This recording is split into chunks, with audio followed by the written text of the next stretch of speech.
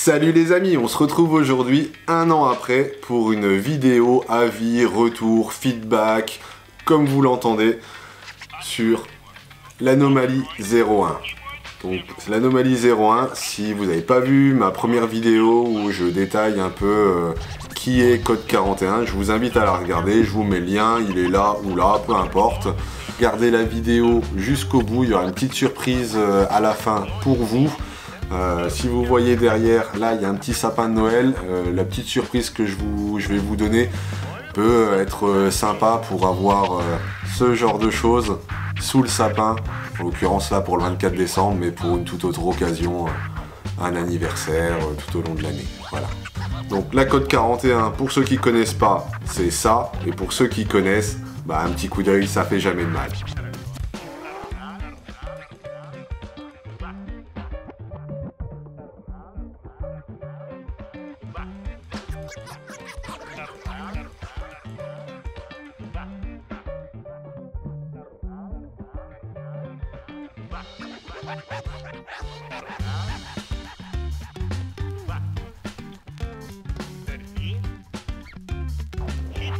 Un an après ma Code 41, le ressenti, parce que je pense que c'est le plus important, est-ce que je suis toujours content d'avoir acheté cette montre? La réponse est oui, clairement et sans hésiter. Ce que je peux en dire, c'est qu'elle fonctionne toujours aussi bien. Comme j'ai dit dans mon ancienne vidéo, je travaille dans le milieu horloger. J'ai testé cette montre à réception, j'ai testé cette montre cette semaine sur le même appareil qui sert à tester un peu la marge du mouvement. J'ai la chance d'avoir un mouvement qui a été bien réglé d'usine, parce qu'il décale de, quand je l'ai acheté, de 11 secondes par jour. Et aujourd'hui, j'ai fait un autre test et on est à 13 secondes par jour. Donc sur un an, il y a eu un petit delta de 2 secondes par jour. Je vous assure que c'est rien du tout. Le mouvement Miyota qu'il y a dedans est donné pour moins 20, plus 40 secondes par jour en delta de marche. Donc autant vous dire que celle-ci est bien réglée. Et juste pour la petite info, 11 secondes, c'est ce que Rolex demande à ses certifications de mouvement au COSC quand ils font valider avant les ventes de montres. Quelques petits détails sur le mouvement, un petit peu technique, mais sans trop rentrer dans les détails parce que sinon je vais vous perdre. Autant en parlant vulgairement du mouvement, le mouvement qu'il y a là-dedans, c'est ce qu'on dirait un V8 TDI. C'est du gros moteur, ça ne bouge pas, ça ne se fatigue pas, c'est increvable. Comme pour l'anomalie 02 avec un mouvement ETA. ETA, Miyota, on est sur des mouvements super fiables qui ont été éprouvés depuis déjà des années, fiabilisés. Donc si vous avez une quelconque crainte au niveau du mouvement automatique qu'on peut mettre là-dedans, vous pouvez y aller les yeux fermés. Comme je disais dans la précédente vidéo, c'est des mouvements qu'on retrouve chez des grandes marques de luxe, type Chanel par exemple. Sur une J12, on va retrouver un mouvement ETA. Voilà. Qu'est-ce que je peux vous raconter d'autre? Ben écoutez, un an après, j'ai un modèle avec boucle déployante. La boucle déployante, elle marche toujours aussi bien. Niveau usure, bah, ça clipse toujours pareil. J'ai pas de marque. Alors oui, l'usure standard, mais qui ne gêne en rien. Elle s'est jamais ouverte toute seule. J'en suis super content. La qualité du bracelet, donc j'en ai deux.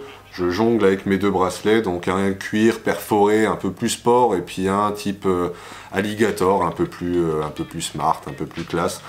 Et puis le matin, bah, je choisis, suivant comment je m'habille pour aller au boulot, bah, je vais changer mon bracelet. Vous allez me dire, ouais, changer le bracelet, ok. Non, changer le bracelet, regardez, je vous montre.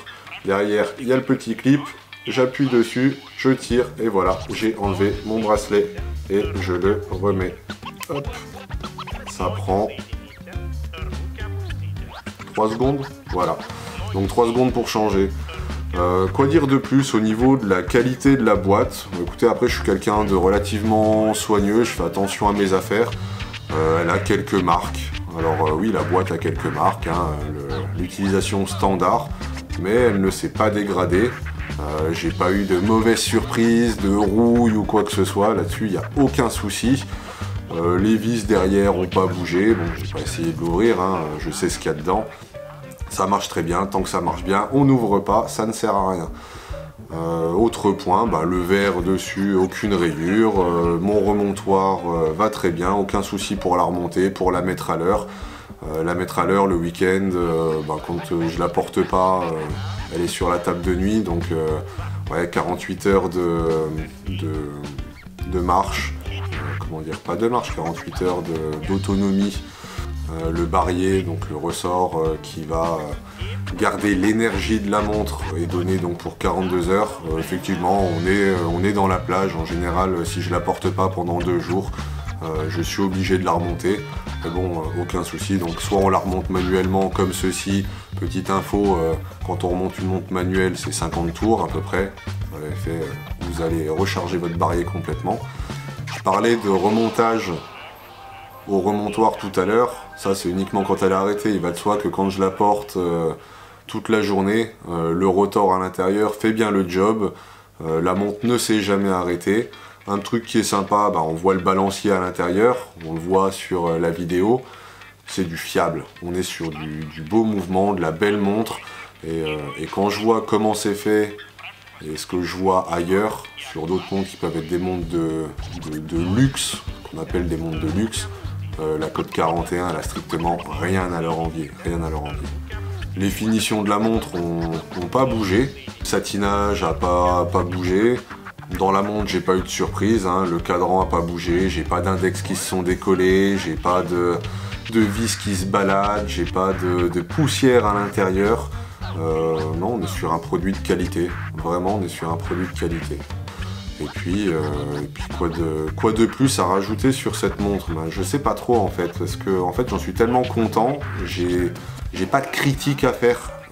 C'est une montre que je porte tous les jours et j'en suis ravi. Un truc qui est vraiment sympa, que j'ai remarqué aussi, c'est que la marque Code 41, pour la porter au poignet, souvent j'ai des gens qui me disent c'est pas une Code 41 que vous avez au poignet, et là je me fais un malin plaisir de dire oui, et puis lui déballer l'historique Code 41, d'où viennent les montres et compagnie. Donc c'est un petit point un peu sympa, la communauté Code 41 qui est en train de se créer depuis une année et qui marche bien. Les gens reconnaissent de plus en plus une Code 41, et les gens que j'ai pu voir qui en avaient une en sont également très contents. La petite surprise maintenant, donc si vous voulez acheter cette montre, grâce au code qui s'affiche en dessous, vous aurez 10% de remise immédiate lors de la commande de votre montre. Vous rentrez le code dans les coupons et c'est 10% en moins sur le prix de la montre tout de suite. Donc c'est mon petit cadeau pour vous. N'hésitez pas à en profiter, n'hésitez pas à partager cette vidéo si elle vous a plu. Si vous avez des amis qui sont intéressés, qui se posent encore des questions sur Code 41, et là typiquement sur l'anomalie 01, j'espère que cette vidéo vous a plu. Code 41, c'est une marque que je porte depuis un peu plus d'1 an maintenant. J'en suis, comme je l'ai déjà dit, très content.